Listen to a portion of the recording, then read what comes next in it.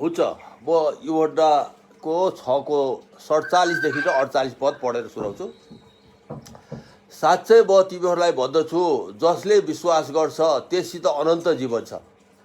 म जीवनको रोटी हुँ। तिमीहरूका पिता पुर्खाले उजाड स्थानमा बन्न खाए तापनि तिनीहरू मरेर गए। स्वर्गबाट ओर्ली आउने रोटी यही हो, जसले यो खान्छ त्यो मर्ने छैन।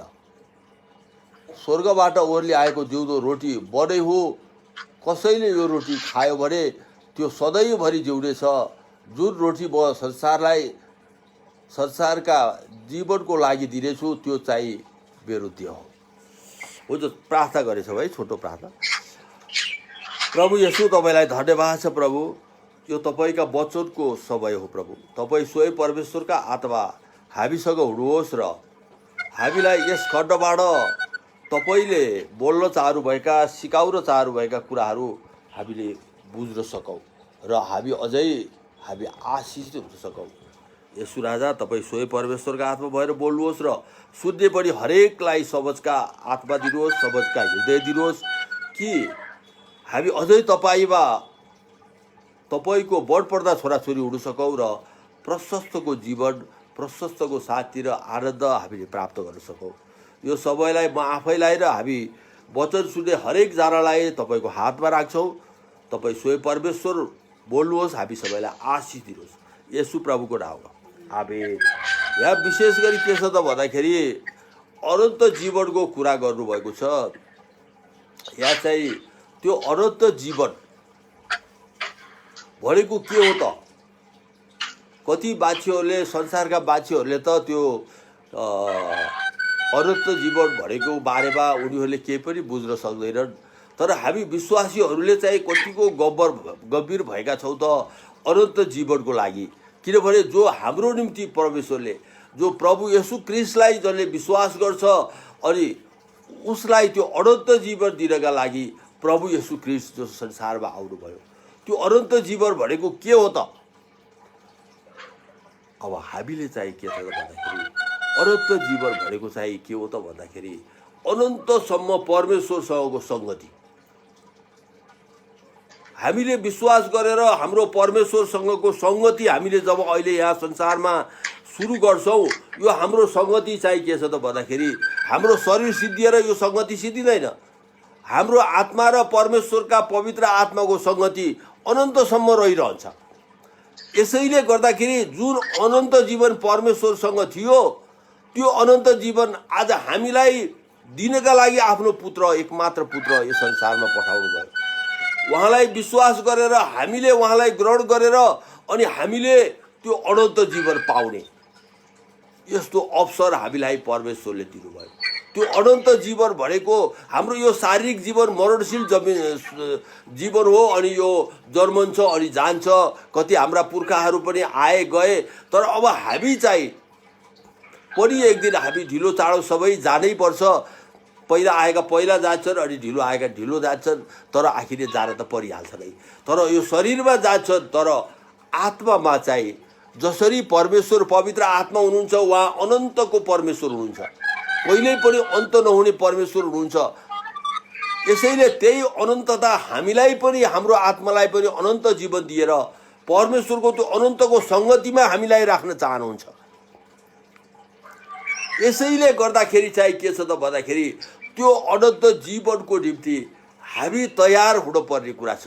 जो हामीलाई परमेश्वरले त्यो तयार पार्नलाई, हाम्रा पापहरू हामीलाई अनन्त जीवन प्राप्त गर्नदेखि बाधा पार्ने हरेक पापबाट हामीलाई छुटकारा दिएर हामीलाई चाहिँ उद्धार गरेर अनि हामीलाई अनन्त जीवन, त्यो स्वर्गीय जीवन, परमेश्वरको त्यो अनन्तको सङ्गतिमा हामीलाई डोर्याउनका लागि नै प्रभु येशू ख्रीष्ट यस संसारमा आउनुभएको।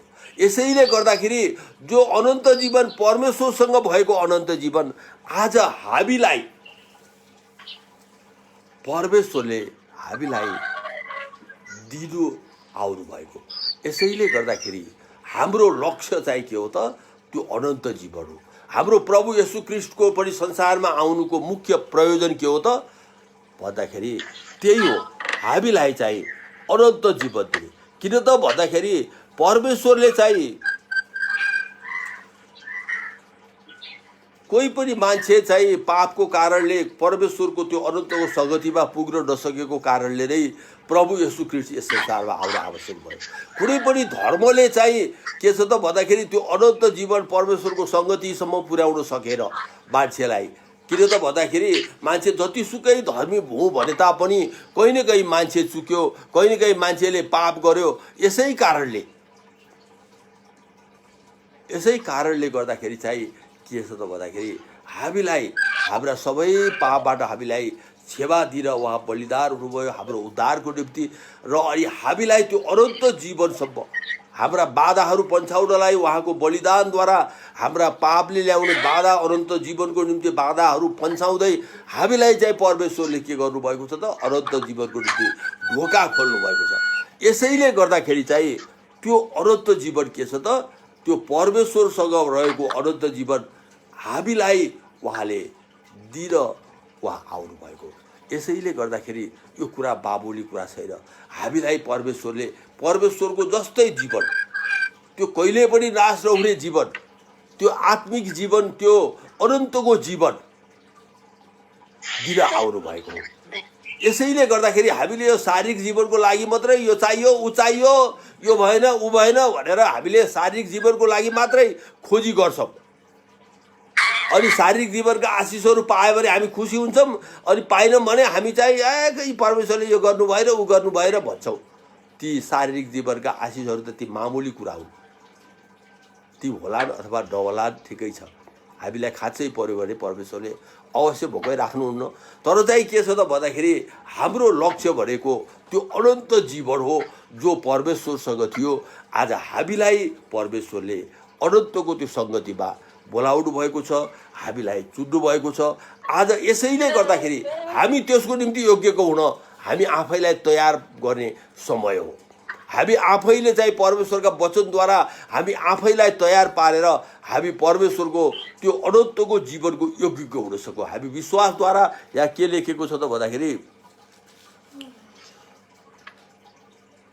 साँच्चै म तिमीहरूलाई भन्दछु 47 पदमा योहन्ना 6:47 विश्वास गर्नेसँग अनन्त जीवन छ। यहाँ चाहिँ के छ त भन्दाखेरि विश्वास गर्नेसँग अनन्त जीवन छ। अब हामीले हाम्रो विश्वास कतिको छ त?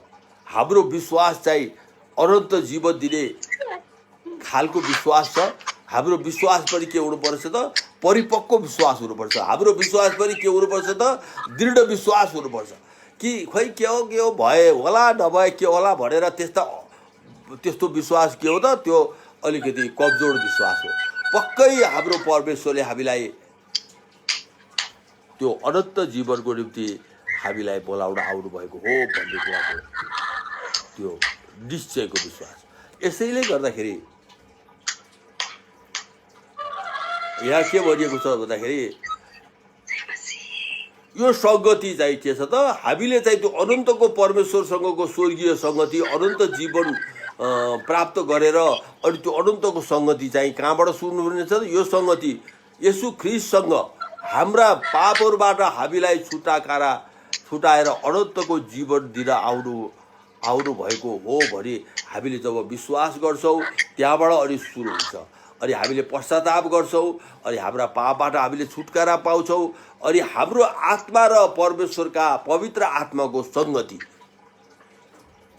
यसैले गर्दाखेरि हामीले सङ्गति भन्दाखेरि मान्छेहरू भेला भएर आराधना प्रार्थना गरेपछि सङ्गति भन्छौँ, तर हामीले खास हामी भेला भएको किन हो त भन्दाखेरि हाम्रो आत्मा र परमेश्वरका पवित्र आत्माको त्यहाँ सङ्गति होस् भनेर नै हाम्रो यो सङ्गति हो। अनि यो सङ्गति के हो त? यो अनन्तको सङ्गतिको लागि तय गर्नका लागि हो। यसैले गर्दाखेरि चाहिँ यहाँ चाहिँ के छ त? परमेश्वरका वचन यूहन्ना 3:16 यसरी भनिएको छ, किनभने परमेश्वरले संसारलाई यस्तो प्रेम गर्नुभयो कि उहाँले आफ्नो एकमात्र पुत्र दिनुभयो ताकि उहाँमाथि विश्वास गर्ने कोही पनि नाश नहोस् तर त्यसले अनन्त जीवन पाओस्। यसैले गर्दाखेरि मान्छेहरू कोही पनि विभिन्न धर्महरू संसारमा छन्, तर कुनै पनि धर्मले कुनै पनि धर्मी मान्छे परमेश्वर कहाँ आफैमा त्यो सिद्ध भएर पुग्न सकेन। परमेश्वरले क्षमा दिन आवश्यक भयो। अब त्यो क्षमा दिनलाई नै प्रभु येशू ख्रीष्ट आउनुभयो, हामीलाई त्यो अनन्त जीवनको बाटो डोर्याउनदै येशू ख्रीष्ट आउनुभयो।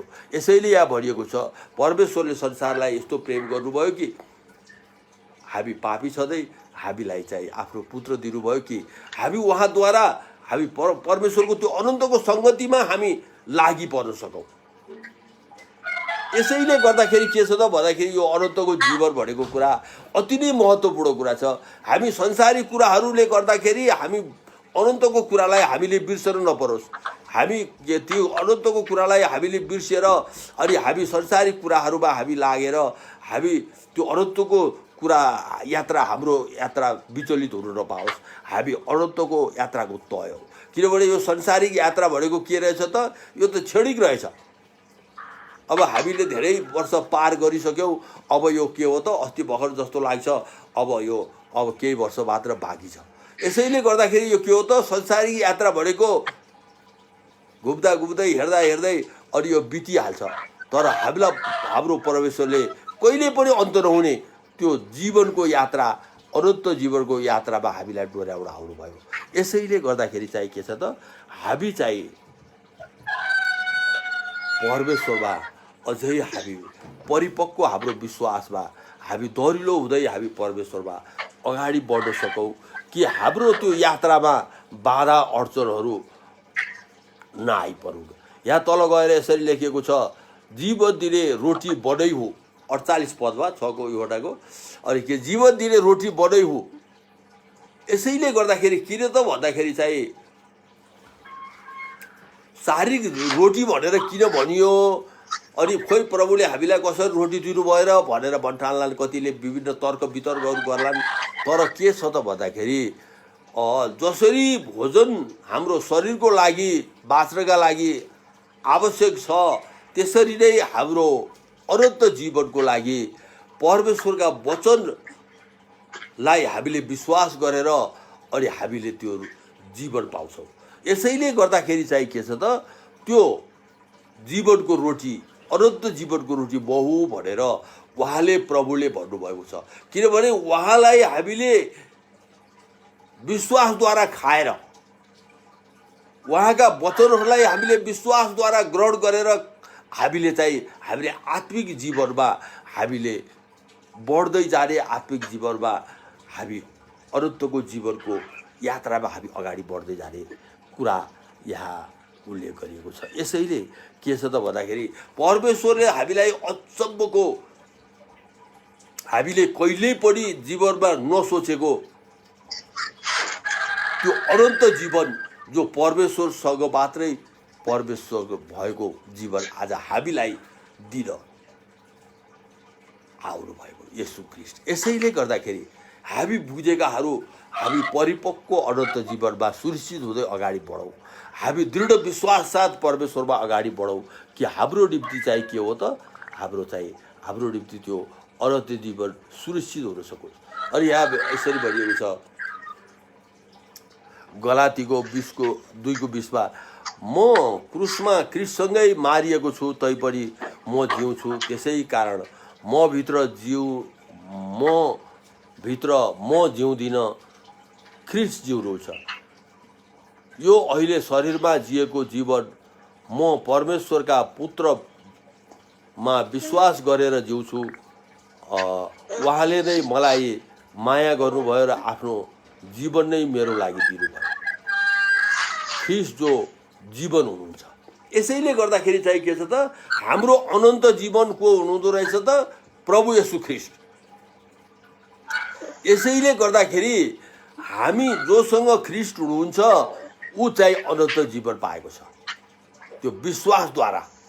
यसैले गर्दाखेरि किनभने ख्रीष्टमा अनन्त जीवन थियो, यसैले उहाँ मृत्युपछि उठ्नुभयो र अनि चाहिँ के भयो त, पुनरुत्थान भएर अनि स्वर्गीय स्थानमा उचालिनुभयो, महिमित हुनुभयो। अनि अनन्त जीवन मरियमबाट प्राप्त भएको त्यो मरणशील शरीरमा उहाँ मर्नुभयो, हाम्रो पापको निम्ति बलिदान हुनुभयो। तर चाहिँ उहाँ मृत्युपछि जुन उठ्नुभयो, पुनरुत्थान भएर उठ्नुभयो, त्यो शरीर के थियो त, त्यो अनन्तको जीवन थियो, त्यो महिमित शरीर थियो।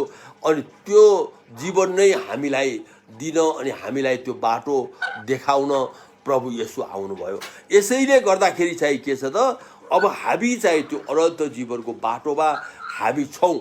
यसैले गर्दाखेरि यो कुरालाई हामीले कहिल्यै पनि हामीले बिर्सनु नहुने कुरा छ। हामी के हुन्छौँ त परमेश्वरले आशिष दिनुभयो भनेर आशिषपट्टि लाएर हामीले अनन्तको कुरालाई नै यात्रालाई नै हामीले बिर्सिएर अलमलमा परिरहेका हुन्छौँ। आशिषमै हामी मक्ख परिरहेका हुन्छौँ। कति आशिष पाएनौँ भने खोइ हामीले त पाएनौँ भनेर दुःख मनाएका हुन्छौँ। चाहे हामीले पाऊँ अथवा नपाऊँ, तर हामीलाई अनन्त जीवन परमेश्वरले दिन आउनुभएको हो। त्यो अवश्य हामी विश्वास गरे हरेकलाई उहाँले जोसँग ख्रीष्ट हुनुहुन्छ अनि उहाँ नै के हुनुहुन्छ त हाम्रो जीवन हुनुहुन्छ। यसैले गर्दाखेरि यहाँ भनियो यो गलाती 20:2 ख्रीष्ट जो हाम्रो जीवन हुनुहुन्छ। यसैले हाम्रो अनन्त जीवनको हुनुहुन्छ ख्रीष्ट हुनुहुन्छ। यसैले हामीले ख्रीष्टलाई धारण गर्नुपर्ने कुरा छ। हामी साँच्चै नै हामी ख्रीष्टका भएर जिउनु पर्ने कुरा छ। अनि हाम्रो के हो त, अनि त्यसरी हाम्रो अनन्त जीवन एउटा सुनिश्चित, किनभने तिमीहरू मरेका छौ र तिमीहरूको जीवन परमेश्वरमा ख्रीष्टसँग लुकाइएको छ। ख्रीष्ट जो हाम्रो जीवन हुनुहुन्छ उहाँ प्रकट हुनुहुँदा तिमीहरू पनि उहाँसँगै महिमामा प्रकट हुनेछौ। यो कलसी 3:3 र 4 पदमा यसरी भनिएको छ। यसैले गर्दाखेरि हामी पापको लेखी हामी मरेका छौँ। हामी पापको लेखी मरेका र परमेश्वरको निम्ति ख्रीष्टको निम्ति जिएका, हामी अनन्त जीवनको निम्ति हामी जिएका हामी भएर हामी जिउन आवश्यक छ। किन त भन्दाखेरि त्यो हिसाबले हामी चाहिँ के छ त, हामी धेरै जसो हामी के गर्छौँ त, हामीले परमेश्वरलाई उपयोग गर्न खोज्छौँ, तर होइन हामी परमेश्वरका भएर हामी जिउन प्रयत्न गरौँ। हामीले परमेश्वरलाई चलाउने होइन, परमेश्वरले हामीलाई चलाउनु भएको होस्। त्यसरी चाहिँ हामीमा अनन्त जीवन पुरा होस्। हामी के गर्न खोज्छौँ त, हामी कहिलेकाहीँ परमेश्वरलाई हाम्रो साधन बनाउन खोज्छौँ, तर त्यो होइन, हामी परमेश्वरका साधन हुन सकौँ। यसैले गर्दाखेरि चाहिँ के छ त, यहाँ यसरी फरक परेको छ। यसैले गर्दाखेरि ती फरिसी शास्त्रीहरूले पनि त लामा प्रार्थना गर्थे, ठुला धेरै दिनसम्म उपवास बस्थे, तर तिनीहरू के भयो त, तिनी परमेश्वरका ग्रहणयोग्य भएर तिनीहरूलाई परमेश्वरले इन्कार गर्नुभएको थियो। प्रभु येशू ख्रीष्टले पनि तिमीहरू यसैले सुधार गर्नका लागि सुझाव दिनुभएको थियो तिनीहरूलाई। यसैले गर्दाखेरि के भयो त भन्दाखेरि हामीले चाहिँ आफैले जतिसुकै धर्मी उपवास प्रार्थना गरे तापनि परमेश्वरको अनुग्रह बेगर हामी धर्मी हुनै सक्दैनौँ। परमेश्वरको कृपा बेगर, येशू ख्रीष्ट बेगर हामीले त्यो जीवन पाउन सक्दैनौँ। हाम्रो जीवन नै येशू ख्रीष्ट हुनुहुन्छ, त्यो अनन्त जीवन नै ख्रीष्ट हुनुहुन्छ। यसैले गर्दाखेरि चाहिँ के छ त, हामी ख्रीष्टका भएका छौँ भने त अब हाम्रो भन्ने कुरा नै रहेन। यसैले गर्दाखेरि हाम्रो बाहिरी शरीर मात्रै एउटा नाम मात्रैका हामी हौँ, हामी भित्र ख्रीष्ट हुनुहुन्छ। हो त्यसरी हामी जियौँ भने हाम्रो अनन्त जीवन के हुन्छ त, सुनिश्चित। यसैले गर्दाखेरि यहाँ यो यसरी भनिएको छ, कलसी 3:4 म फेरि एकचोटि पढेर सुनाउँछु। ख्रीष्ट जो हाम्रो जीवन हुनुहुन्छ उहाँ प्रकट हुनुहुँदा तिमीहरू पनि उहाँसँगै महिमामा प्रकट हुनेछौ। हामी अनन्त जीवन पाएकाहरू प्रभुको आगमन, दोस्रो आगमन, पहिलो आगमनलाई हामीले पछ्याउनेहरू उहाँको दोस्रो आगमन हुँदाखेरि हामी के हुनेछौँ त, उहाँसँगै हामी प्रकट हुनेछौँ। र अनि हामी जो ख्रीष्टका भएका छौँ, साँच्चै ख्रीष्टका भएका छौँ, जसले हामीले ख्रीष्टलाई साँच्चै नै हाम्रो हृदयमा हाम्रो ख्रीष्ट हुनुहुन्छ अनि हाम्रो अनन्तको जीवन जो ख्रीष्ट हाम्रो हुनुहुन्छ उहाँमा भएर हामी जिएका छौँ भने हामीलाई के हुन्छ त, उहाँको आगमनमा हामी पनि, चाहे हामी धेरै वर्ष पहिला माटो भइसकेका किन नहौँ हाम्रो शरीर, तर यो शरीरको केही वास्ता छैन। हाम्रो आत्मालाई नै अनन्तको जीवन दिएर स्वर्गीय अनन्तको परमेश्वरको त्यो सङ्गतिमा हामीलाई डोर्याउन आउनुभयो। र त्यो अनन्तको सङ्गति, परमेश्वरसँगको सङ्गति नै के हो त, हाम्रो अनन्तको जीवन हो। यसैले गर्दाखेरि त्यो हामीले यहाँ ख्रीष्टलाई विश्वास गरेर अनि हामीले तय गरेका छौँ, हाम्रो लक्ष्य चाहिँ अनन्तको जीवन परमेश्वरको अनन्तको सङ्गति हो।